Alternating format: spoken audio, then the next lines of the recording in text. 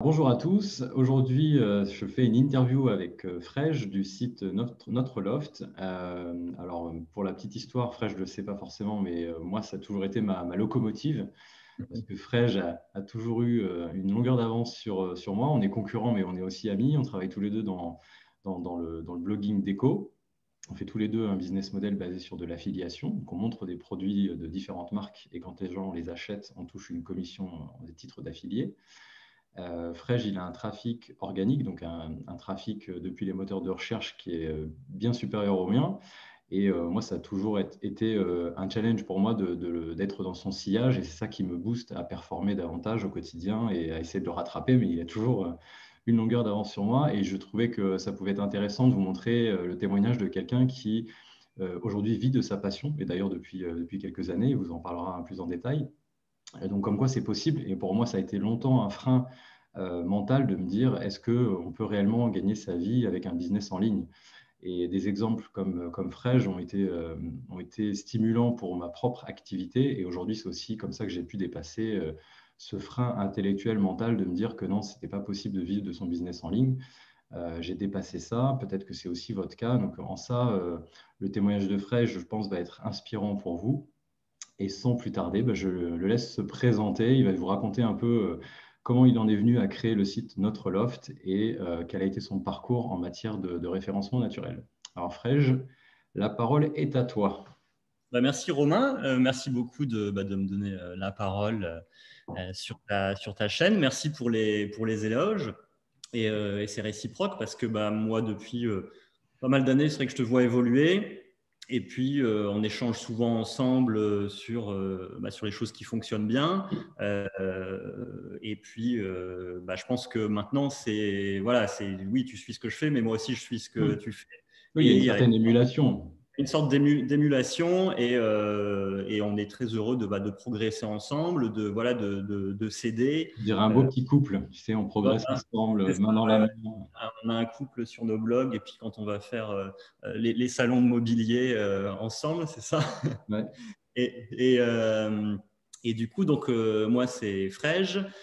Donc, j'ai un blog sur les lofts et la décoration que j'ai créé en 2007.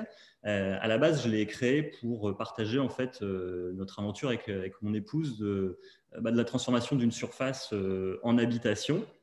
Et j'ai toujours eu, en fait, la première fois que je suis allé sur le web, c'était en 98. Et je sais pas, il s'est passé quelque chose, quoi. J'ai senti voilà, la puissance, la puissance du truc et j'ai toujours eu une attirance pour le web et toujours eu envie de faire quelque chose, en fait. Mais sans vraiment l'idée qui motive. Et Parce qu'à la quand on base, a tu étais salarié. Quand tu achètes cette surface que tu transformes en loft, qui est aujourd'hui ton loft, là où tu es d'ailleurs, peut-être que tu nous feras faire le petit tour tout à l'heure avec la webcam. Ouais. Mais quand tu l'achètes, tu es salarié à l'époque. Oui, oui, oui. À l'époque, je suis salarié. Non, à l'époque, je finis mes études même. Ouais, Je suis dans mon stage de fin d'études de mon école d'ingénieur. d'accord. Euh, et du coup, je crée le blog parce que je me dis, voilà, c'est chouette de partager cette expérience-là. J'avais envie de faire quelque chose en ligne sans vraiment espérer quoi que ce soit d'un point de vue Ouais, c'est juste un kiff, partager ton expérience. partager l'expérience et puis faire quelque chose sur le web parce que j'ai vraiment une attirance là-dessus. Et là, en fait, ça a été la réunion de deux passions, donc le web et puis la décoration et les lofts. Je me suis dit, il y a quelque chose à partager. Et donc, j'ai commencé à le partager pour parler de notre aventure.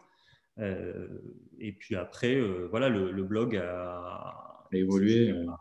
a évolué vers la décoration et a évolué naturellement. En fait, on va dire qu'au début, on a le projet de loft et puis après, vient la décoration. Donc, ça a été un projet, un projet qui suit tout au fil de la vie, quoi. Ouais. Et du coup, quand tu lances ce site, est-ce que, donc, juste pour information, pour ceux qui nous regardent, Fresh, il fait 70 000 visiteurs organiques. Donc, il y a 70 000 personnes par mois qui viennent sur son site depuis une recherche dans Google, pour simplifier. Oui, c'est ça. Moi, aujourd'hui, je te talonne. Bon, j'ai 20 000 de retard. Je suis pas loin des 50 000, je crois, en ce moment. Bon, il faut savoir que le SEO, ça fluctue dans le temps. Donc là, au moment où on tourne cette vidéo en octobre 2020, Fresh, il est à 70 000, moi, je suis à 50 000. Est-ce que quand tu lances ce site, dès le début, tu te dis, je vais faire du référencement naturel? Non, après, vraiment au tout début, non, pas spécialement. C'est vraiment voilà, le partage de l'aventure. J'avais pas, ouais, non, j'espérais rien de particulier. Après, j'ai vu que rapidement, parce qu'on est en 2007, il n'y a pas énormément Ouais. de blogs, il n'y a pas Beaucoup de grand-chose. Et choses. j'ai vu que rapidement, en fait, même sur des requêtes voilà, autour de Loft, ça commençait à monter vite. Donc après, moi, comme je disais, le blog, je l'ai créé sur la fin de mes études. Et après, j'ai travaillé dans une très grosse agence web, entourée d'experts métiers, et qui fait que voilà, je leur ai parlé de mon blog. Et puis, ils étaient très enjoués. Et puis même, vous voyez, ils étaient assez impressionnés par certains résultats que ça donnait déjà en SEO. Et donc, du coup, j'ai eu beaucoup de conseils aussi par mes collègues à l'époque. Et puis après, au fur et à mesure, en effet, on commence à s'intéresser un peu plus au SEO en lisant des blogs de marketing, en échangeant avec les collègues, et je me suis plus intéressé à ça. D'accord. Et oui, donc du coup, tu fais les choses un peu au hasard. Tu as des premiers résultats parce que tu fais les choses avec du bon sens. Et finalement, si on fait les choses avec du bon sens, qu'on essaie d'apporter une réponse de qualité à quelqu'un qui fait une recherche, bah, Google, il te repère, il met en avant tes articles. À l'époque, il y a peu de concurrence en matière de blogging. Donc, c'est plus facile, entre guillemets, de se positionner, même s'il y a moins de ressources sur Internet comme aujourd'hui où on peut tout apprendre en ligne.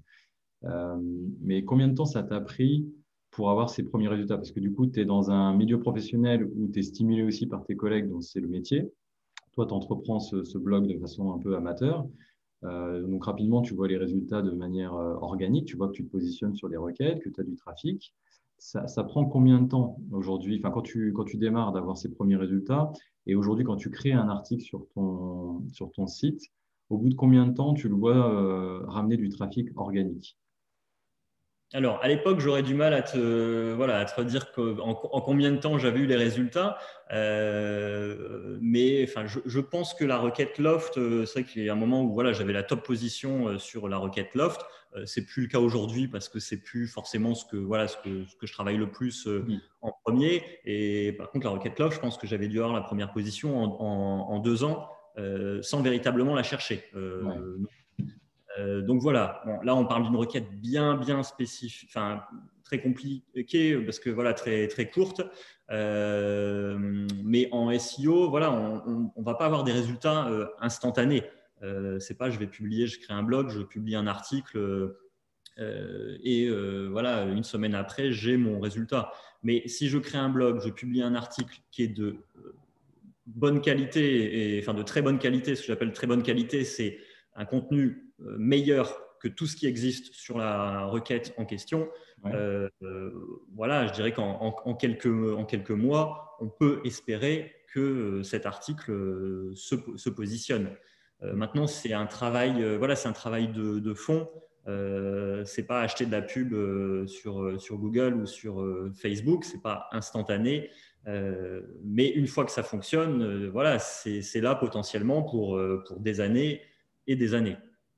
Et donc, ce que je disais tout précédemment, c'est qu'aujourd'hui, donc, tu fais 70 000 visiteurs organiques par mois, donc 70 000 visites qui viennent depuis les moteurs de recherche sur ton site. Comment est-ce que les gens qui regardent cette vidéo peuvent avoir ce genre de résultats? Alors, la première chose, c'est de faire de la qualité. Ouais, Ça sert à rien de sortir des contenus qui n'ont pas de voilà qui sont trop petits, qui sont pas qualitatifs, qui n'apportent rien. Faut bien savoir que en gros, en tant que créateur de contenu, notre travail par rapport à Google, en fait, c'est d'apporter des contenus de qualité pour que lui décide de bien les positionner. Et il n'y a rien de sorcier, il y a rien de sorcier dans ça. Hein. C'est pas une formule magique. magique, obscure. Enfin, elle est obscure parce qu'on n'a pas l'algorithme, mais je veux dire, il n'y a rien d'obscur dans la mesure où il suffit juste de créer du contenu de qualité. quelque chose de qualité, au même titre qu'un artiste va te créer un titre de qualité. S'il crée un titre de qualité, il va passer à la radio, il va vendre ses CD. S'il crée un titre qui est pas qualitatif, il va le mettre sur sa chaîne YouTube et puis Ça fait un flop, quoi. voilà, ça fera un flop et il se passe. Donc c'est comme la vraie vie en fait. Le référencement naturel, c'est vraiment comme la vraie vie. Hmm. Mais donc là, moi, je suis quelqu'un qui regarde cette vidéo, qui a un business en ligne, qui est très dépendant de la pub, qui fait peu de SEO ou qui en fait, mais de façon un peu maladroite. C'est-à-dire que je n'ai pas fait les choses sciemment et j'ai quand même un peu de trafic qui vient des moteurs de recherche. Là, je vois ton exemple, je me dis, waouh, le gars, il fait, imagine, 60, enfin, tu fais quasiment un Stade de France tous les mois qui vient sur ton site grâce à Google, quoi. Donc, c'est quand même plutôt alléchant. La promesse, elle paraît quand même alléchante. Mais est-ce qu'on obtient ces résultats-là en peu de temps? Parce que là, tu dis, toi, tu as démarré avant les années 2010 quand même. Oui. Alors, parfois, on peut se dire, oui, les choses, c'est trop tard et tout ça. Mais je pense qu'en termes de contenu, non, il n'est jamais trop tard parce qu'il faut, comme je disais, faire de la qualité. Et on le voit que toi, tu as commencé plus tard. Moi, c'est pareil, j'ai vu des blogs ou des boutiques en ligne émerger, mais tardivement. Ou parfois, c'est vrai qu'à l'époque, je me disais, ouais, je ne sais pas s'il y a sa place à faire. Et aujourd'hui, c'est des gens qui sont des belles entreprises et qui ont un SEO qui est très fort. Donc, il n'est jamais trop tard. Se dire qu'il est trop tard, c'est une excuse juste pour rester dans son canapé et puis et pas avancer. Donc, celui qui part de zéro, je dirais qu'il faut, voilà, il faut savoir où on va, ce qu'on veut cibler. Être plutôt sur une niche. Si tu veux faire un blog qui parle à la fois de chaussettes et à la fois de fer à repasser, je pense que ça va être compliqué de faire ton trou. Mais si tu as vraiment une passion à partager, quelque chose à apporter et que tu y mets du cœur et que aussi tu te formes au SEO pour avoir les bonnes pratiques, pour savoir où aller et pas perdre de temps, parce que c'est pareil, nous, on a peut-être mis plus de temps, mais parce Parce qu'on fait des erreurs beaucoup aussi. voilà, on a fait des erreurs, on est autodidacte, il n'y avait pas les mêmes outils à l'époque. À ton époque, parce que moi, à mon époque, il y avait déjà beaucoup plus de ressources déjà. Déjà plus. Et donc c'est ça. Et puis après, c'est d'être, voilà, c'est de mettre de la constance, de mettre de la fréquence dans le travail. Et puis de faire ça pendant un temps donné. Puis après, d'observer les résultats. Et c'est important de temps en temps, il ne faut pas regarder les résultats tous les jours parce que de toute façon, ça ne va pas changer du jour au lendemain. Mais de temps en temps, il faut regarder les résultats. Et puis là, se dire j'ai fait des efforts, ça paye. Et ça motive aussi.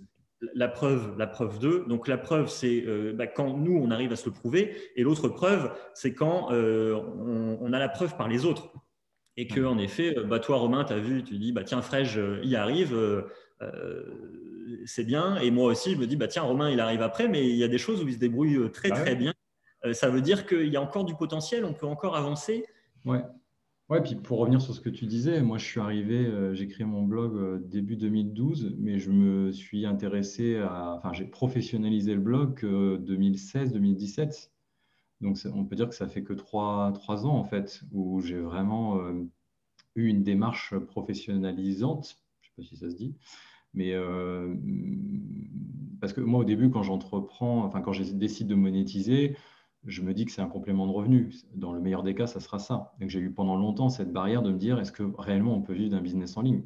Et c'est des gens comme toi et comme d'autres que je fréquente dans le milieu de l'entrepreneuriat en ligne qui m'ont permis de faire sauter ce verrou et de me dire que c'était possible. Et la preuve, moi, quand je suis arrivé dans le monde de la déco, j'étais très loin de tous les blogs qu'on suit mutuellement, tu vois, de tout l'écosystème de blogs déco.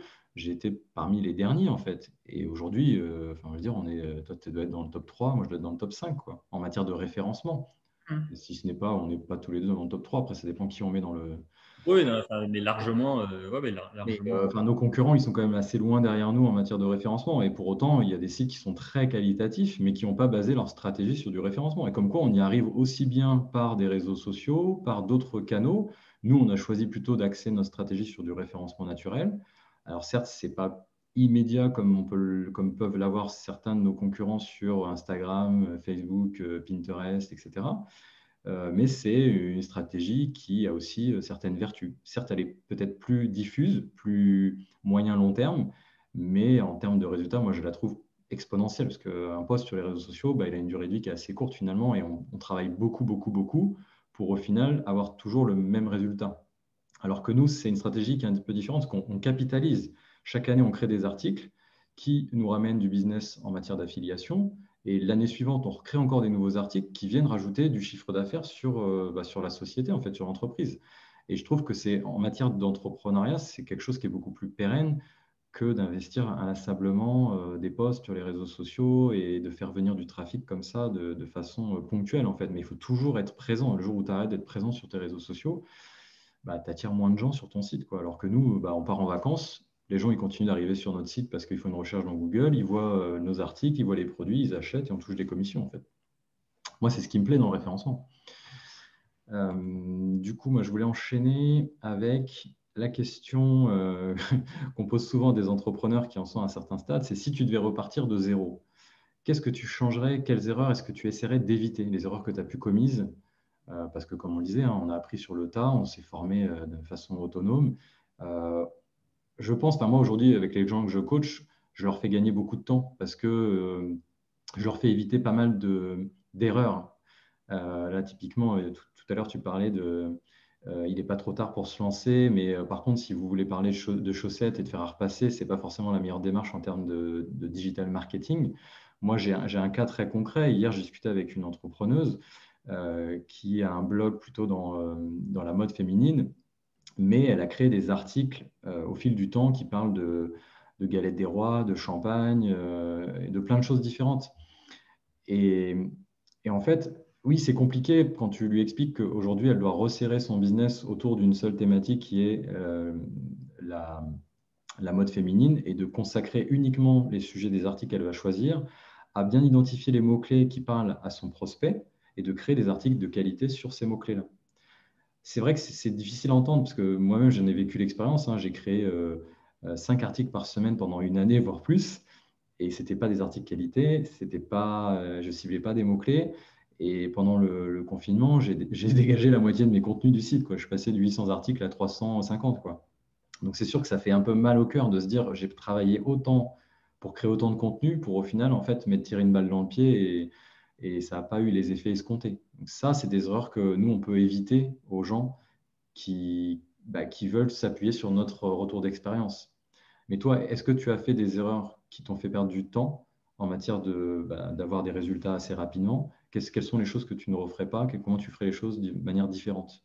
Alors, évidemment, quand on connaît l'histoire, on fait toujours des choses différemment. Après, je suis vraiment pas à regretter quoi que ce soit, parce que je pense que tous les choix qu'on fait à un moment donné, bah, voilà, C'est ce qui construit aussi ta les a fait, personnalité. on suit les choses comme ça.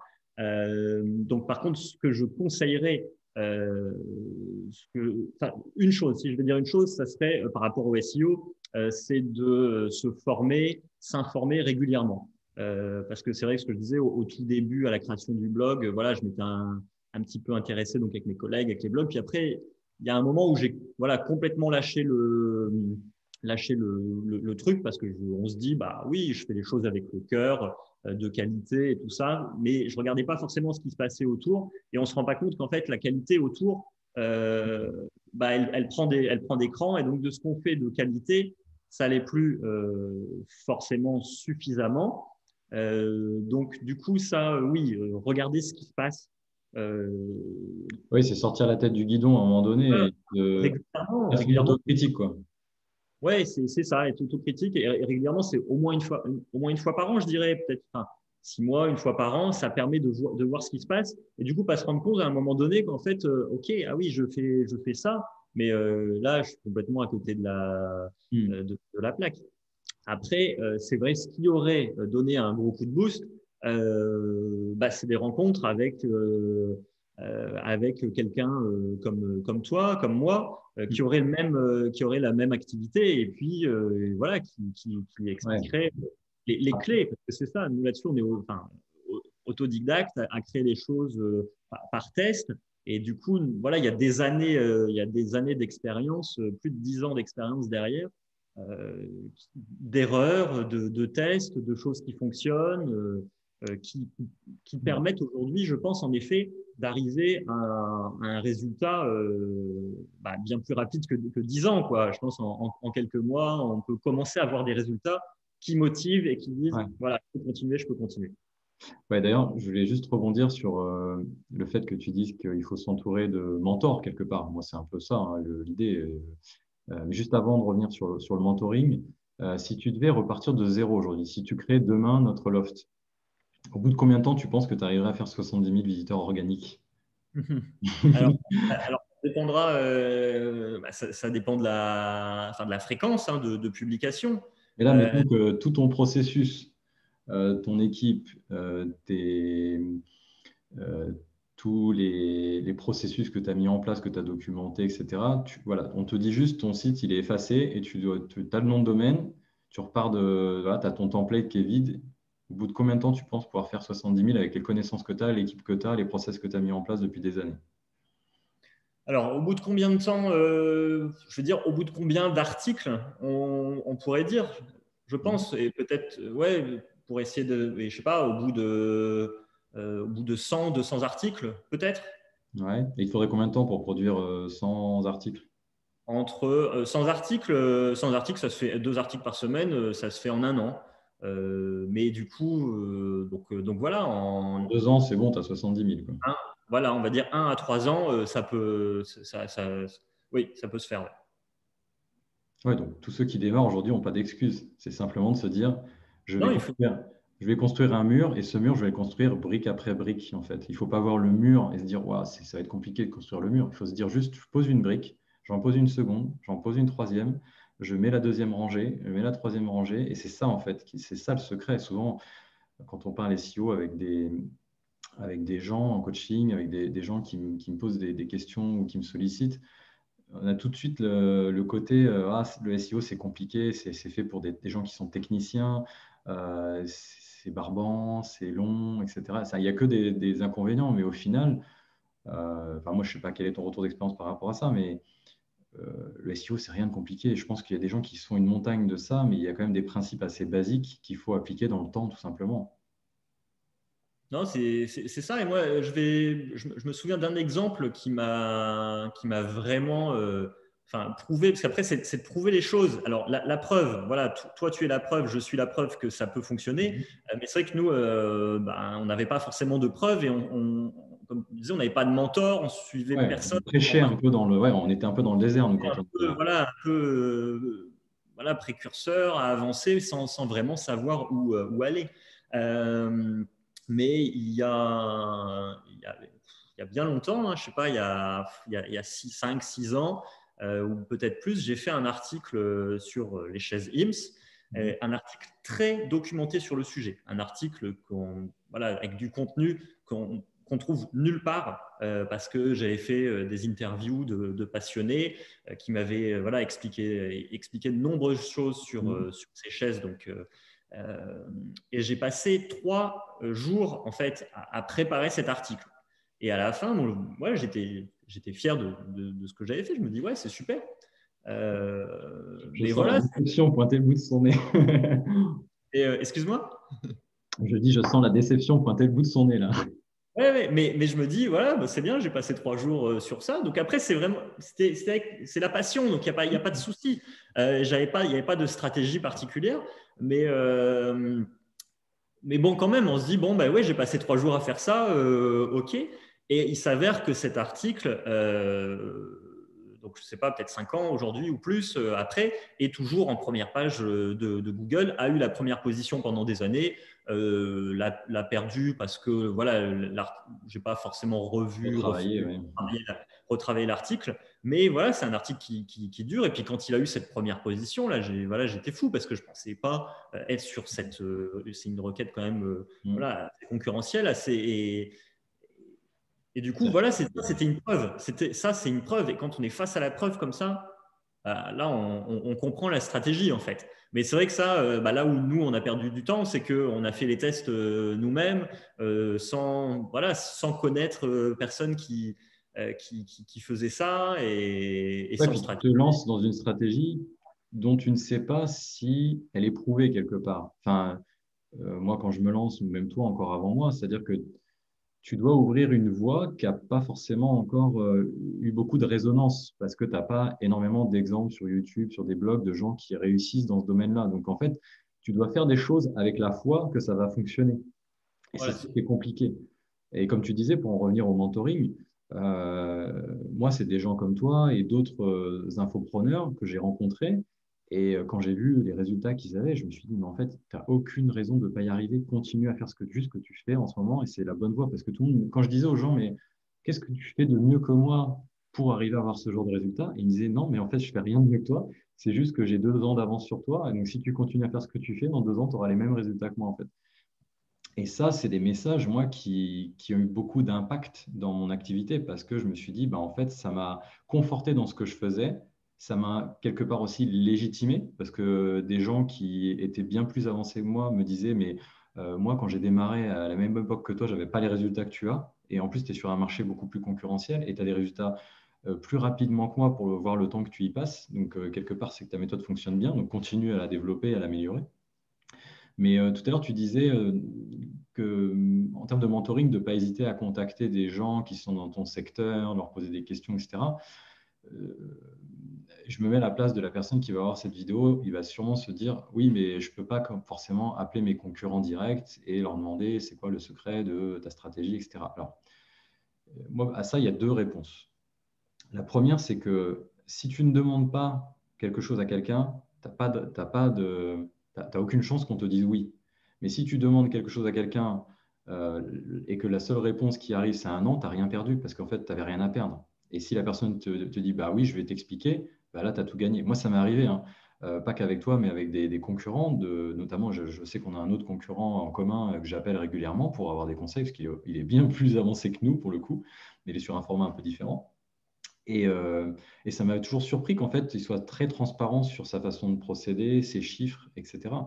Mais ce qu'il faut voir, c'est que oui, certes, on est des concurrents, mais il y a une émulation qui se crée. Comme tu disais, euh, là, tu testes des trucs. Moi, je vois tes résultats, je t'appelle, je dis, attends, frère, tu as fait plus de 20 000 en quelques mois, qu'est-ce que tu as fait, quoi? Tu me dis, bah, j'ai fait ci, ça, ça. Moi, je teste à ma façon, j'ai d'autres résultats. Et tu me rappelles, je dis, bah attends, je vois que tu as fait pas, je vois que tu as eu des résultats, qu'est-ce que tu as fait de différent, etc. Et c'est comme ça qu'on crée une émulation.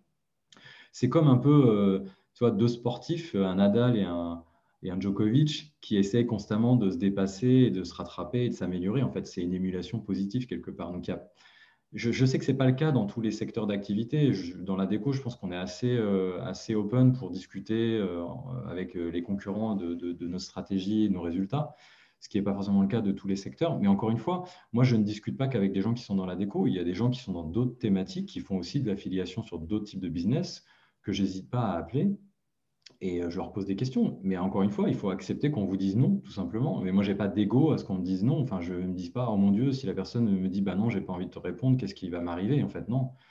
Je me dis que dans le meilleur des cas, la personne va me dire, bah oui, attends, prenons un rendez-vous, prenons un café, discutons-en, et puis je vais apprendre des choses. Et comme tu disais, on apprend énormément de choses au contact de gens qui ont eu des résultats avant nous. C'est, enfin, moi, là où j'ai le plus appris, c'est là, à me former avec des gens qui expliquaient leur méthode qui avait été éprouvée. On gagne un temps fou. En fait, tout est disponible sur Internet gratuitement. Moi, je dis toujours aux gens que je coach et à qui je vends des formations, dans l'absolu, tout ce que je raconte dans mes formations, vous le trouvez en ligne et c'est gratuit.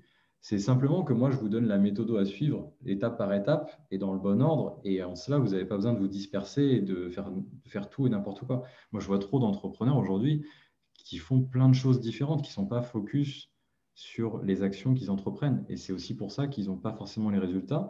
Et comme tu disais, si à un moment donné, tu n'inscris pas ta stratégie, ta démarche dans un cercle vertueux, où tu fais des choses, tu mesures et tu vois les résultats, et ça te donne envie de continuer, bah, tu te décourages parce qu'en fait, tu passes beaucoup de temps à créer des articles qui ne t'amènent pas de trafic parce que tu n'as pas la bonne stratégie, la bonne méthode. Donc, tu testes une première méthode, tu en testes une deuxième, une troisième, et au final, les gens te disent, ah, en fait, le SEO, ça ne marche pas.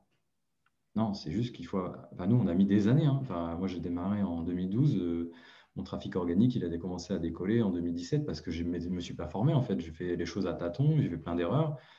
Aujourd'hui, moi, j'ai une stratégie qui fonctionne, hein. On en discutait d'ailleurs hier. Tu me disais que tu avais été voir certaines de mes vidéos YouTube où tu me disais, bah, c'est exactement ce que je fais aussi, en fait. C'est ça, ouais, c'est ça. Et on voit que du coup, la stratégie, elle est allée assez vite parce que oui, ton site existe depuis 2012, mais n'a pas de stratégie avant. Ah, pas avant 2016, il n'y a aucune stratégie sur le site, hein. Du coup, dès que tu as commencé à mettre le doigt dedans, bah, ça fonctionne de toute façon. Google est là pour trier des contenus de qualité, donc tu dois travailler pour créer des contenus de qualité. Au même titre qu'une marque de fringues qui veut être référencée dans une boutique doit créer bah, des fringues de qualité avec le style qui va bien. Et du coup, derrière, ça se vendra. C'est la même chose, quoi. Faut la recette pour faire de la qualité. Et une question moi, qui m'a toujours interrogé, c'est est-ce que tu penses que le SEO est fait pour tous les entrepreneurs et quelle qualité il faut selon toi pour se lancer dans le référencement naturel? Bah, il faut, donc, on l'a dit, il faut une stratégie. Si on part sans stratégie, ça ne sert à rien. Il faut bah, se former pour connaître, pour savoir ce qu'il faut faire, quoi, ce qu'il faut mettre dans cette stratégie. Et puis, c'est pas un sprint. C'est pas, tu vas pas avoir les résultats demain. C'est une course de fond, moi, comme je dis souvent à mes élèves. Ouais, c'est une course de fond, c'est ça. Si tu viens de sortir une superbe marque de t-shirt qui a vraiment des spécificités et qui font que tu penses que, enfin voilà, et que tu peux percer en SEO par rapport à ça parce que tu réponds vraiment à une demande, ça va pas se faire du jour au lendemain. Si tu mets de la pub sur Facebook ou des choses comme ça, oui, là tu vas du jour au lendemain t'afficher, mais tu vas t'afficher à tout le monde. Enfin, tu as du ciblage. Tu cibles une audience. Mais la réalité, c'est que si tu cherches, je sais pas, t-shirt bio en chanvre dans Google, c'est vraiment que tu veux acheter ce truc-là. Alors que si tu cibles sur Facebook les gens intéressés par la mode, intéressés par le bio, par ces choses-là, oui, ça peut peut-être les intéresser. Mais la plupart, ils n'auront pas à ce moment-là envie d'acheter. C'est pas des prospects chauds. Voilà, c'est ça, c'est ça. Alors, donc du coup, tu peux aussi acheter de la publicité sur Google pour être positionné sur ces choses-là. Mais tu vas le payer toute ta vie. Oui, il faut avoir deux stratégies. En fait. Moi, ce que je dis souvent, je ne tire pas à boulet rouge sur la pub. Je dis simplement que la pub, c'est une stratégie court terme. Donc, quand on démarre un business et qu'on veut rapidement de la visibilité, il faut faire de la pub, se former. Et encore une fois, pour tous ceux qui veulent le faire, moi, je peux vous recommander des gens qui sont spécialisés dans la pub Facebook, avec qui moi, je travaille aussi pour mon blog. Mais sur du moyen long terme, si vous voulez avoir un trafic de visiteurs qui viennent gratuitement sur votre site et qui sont qualifiés parce qu'ils ont tapé, comme tu dis, t-shirt bio en chanvre et qui tombent sur un article les 10 meilleurs t-shirts bio en chanvre et que c'est des liens affiliés, par exemple, si c'est un business model de type affiliation comme nous. Mais ça peut être aussi un business de type e-commerce où tu vends tes propres t-shirts en chanvre. Et là, pour le coup, quelqu'un qui fait cette requête dans Google, qui arrive sur ton article, il est qualifié parce qu'il est sur une démarche d'achat. Il cherche un t-shirt bio en chanvre à acheter, en fait. Mais du coup, si on en revient aux qualités intrinsèques de l'entrepreneur, donc comme c'est un marathon, c'est quelqu'un qui est endurant du coup. Oui, en effet, il ne faut pas vouloir, donc, comme je disais, avoir des résultats instantanément. On peut se donner un cadre dans la mesure où on a la stratégie. Et puis, on donne une fréquence. Et puis, on se donne une échéance avec laquelle on va regarder ce qui s'est passé.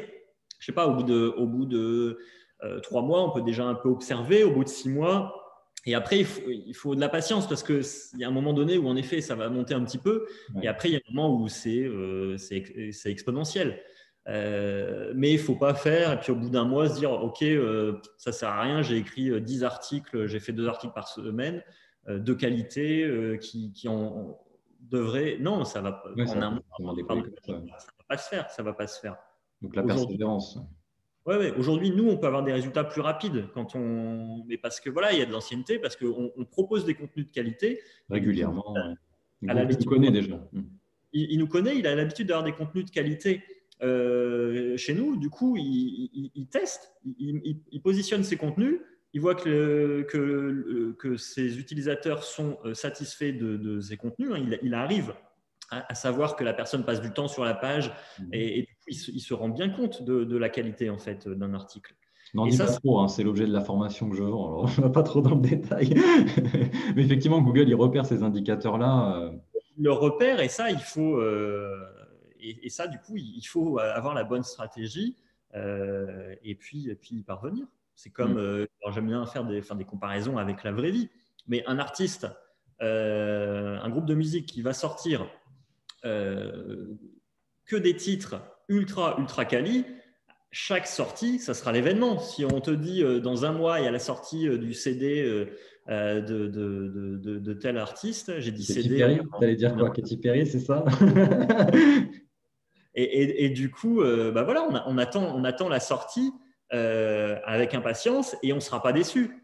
Ouais. Si le même artiste il sort un truc tous les mois et que bah, de toute façon, 3 mois sur 4, ce qu'il sort, c'est de mauvaise qualité, bah, du coup, on n'est pas forcément intéressé. Puis, on se dit, ah, bah, tiens, ça, c'est pas mal. Mais son titre, il n'aura pas le même impact.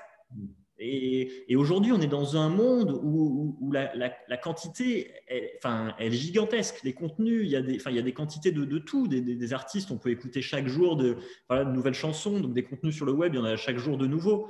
Donc, la course à la quantité, ça sert à rien. C'est vraiment la qualité, apporter de la qualité. Alors du coup, bah, ce qui m'amène à te poser la dernière question de cette interview, c'est qu'est-ce que tu conseillerais à un entrepreneur qui se lance aujourd'hui dans une stratégie de référencement naturel? Alors, la première chose, c'est pour le côté motivation, je dirais, c'est complètement possible. Il y a des preuves vivantes qu'on peut y arriver, toi, moi. Après, nous, ça a mis des années parce qu'on n'avait pas forcément de stratégie. On a bien vu qu'à partir du moment où tu as mis en place une stratégie, ça a fonctionné vite. Et encore, la stratégie que tu avais il y a quelques années n'est pas la même à évoluer. Aujourd'hui, tu as la meilleure stratégie depuis toutes les années d'expérience. Et puis elle s'améliore encore l'année prochaine, ça s'améliore. Et on évolue toujours. Il faut pas, il faut pas se reposer sur ses lauriers et se dire oui, c'est comme ça, c'est la bonne méthode. Non, non, faut être curieux et ça, c'est amusant, ça fait partie du jeu, c'est passionnant. Donc c'est possible, mais se former, c'est super important pour pas perdre de temps. Pour avancer directement. Une fois qu'on a la stratégie, c'est de mettre de la fréquence dans cette stratégie. Parce qu'une stratégie, si on la laisse dans un tiroir, elle fera rien. Donc, il faut passer à l'action. Enfin, on entend souvent ça dans l'entrepreneuriat, passer massivement à l'action. C'est à un moment donné, tu prends une stratégie, soit tu te formes tout seul, soit tu prends des formations, des mentors, des coachs, et après tu appliques en fait. Massivement, tu passes à l'action et après tu mesures les résultats et tu réitères en fait. Tu améliores et puis. Voilà, on mesure les résultats quelques mois après, ça passe. Et puis après, on voit qu'on a des résultats et là on est motivé. Et puis et on a la preuve. On avait la preuve de l'autre qui arrive et maintenant on a la preuve de soi. Et sur ça, on n'est pas plus malin que... Oh, on est plutôt bête, hein. Nous, on est un peu feignants en fait. Plutôt On applique bête. effectivement des stratégies qui fonctionnent, qui ont fait leurs preuves et on fait ça dans le temps, on les améliore, on les peaufine et c'est comme ça qu'on a nos résultats. On n'est pas plus intelligent que n'importe qui. C'est assez basique en fait ce qu'on applique, mais il faut juste avoir une bonne stratégie, cibler les bons mots-clés, créer des contenus de qualité, mesurer, recommencer, etc. en fait. Bon, du coup, merci beaucoup. Et je te propose de nous montrer un peu ce que tu as pu te payer avec le référencement. Alors, voilà, oui, c'est ça. C'est vrai on peut dire hein, le titre, c'est ça, Guicheur, mais c'est vrai, quoi. On peut dire que bah, aujourd'hui, je vis de ma passion et que bah, du coup, dans ma vie, il y a aussi de payer mon crédit pour ma maison. Donc, du coup, voilà, c'est un ancien atelier de menuiserie qu'on a transformé en loft. Hein. Au sol, c'était de la terre battue à l'époque. Tu as toujours les photos du loft pendant les travaux sur ton site ou pas? Oui, il doit toujours y avoir un article où on peut les retrouver. Ouais. Je mettrai le lien du site dans la description pour ceux qui sont curieux d'aller voir le site de Frege avec Barbie qui est suspendu là, qui est en train de se suicider au-dessus de la table de salle à manger. D'ailleurs, vous pouvez suivre Frege sur ses réseaux sociaux, sur Instagram, c'est assez marrant, notamment les mercredis après-midi, je vous en dis pas plus, vous irez voir. Voilà, c'est un peu le bazar, hein. Bah, on peut aller voir, hein, dans les chambres des filles. On a une qui est Ah, ça va. plutôt Ça pas va. trop mal ordonnée, qui aime bien, qui fait son lit le matin. Ouais. Par contre, chez la grande, Ah oui, c'est pas la même ambiance. Ouais. c'est pas ça, quoi. C'est pas ça. Bon, en tout cas, Frèche, merci beaucoup de m'avoir fait confiance pour cette interview. Et puis, bah, je te dis à très vite pour qu'on échange sur de nouvelles stratégies SEO. Bah, merci Romain. À Allez, bientôt. ciao. Si vous voulez aller plus loin, j'ai créé une vidéo de formation dans laquelle j'explique les 3 choses à faire pour attirer du trafic organique depuis les moteurs de recherche vers votre site. Donc si aujourd'hui, lorsque vous créez vos contenus, vous ne faites pas ces 3 choses, il y a peu de chances que vous attiriez des visiteurs depuis les moteurs de recherche vers votre site. Donc si vous voulez du trafic qualifié, pérenne et gratuit, allez dans la description, cliquez sur le lien et allez voir cette formation gratuite. Et je vous dis à très vite. Merci.